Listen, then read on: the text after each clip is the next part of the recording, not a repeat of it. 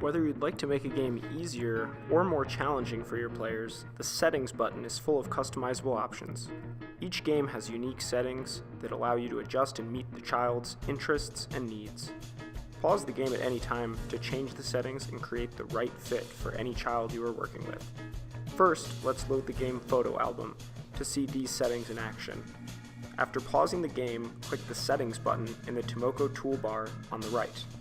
Here you will see a variety of adjustments that can be made by clicking on any drop-down button.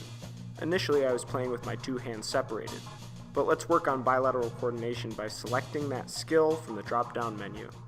Now I will be required to keep my hands together as I complete the level within this game. We will also change the picture set, the background photo, in order to change things up from the last time I played.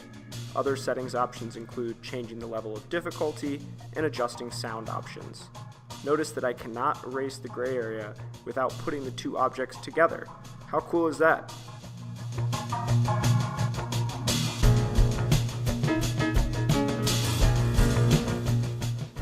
Next, I'll be playing Catch the Bee.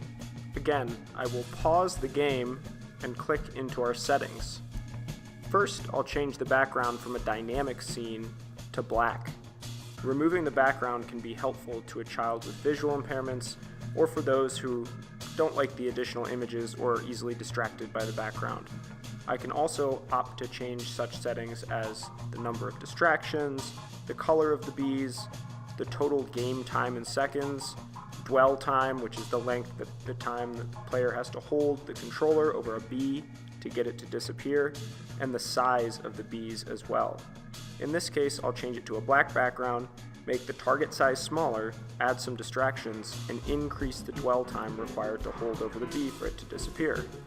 Now when I click play, notice how these settings adjustments created a greater challenge for me as a player.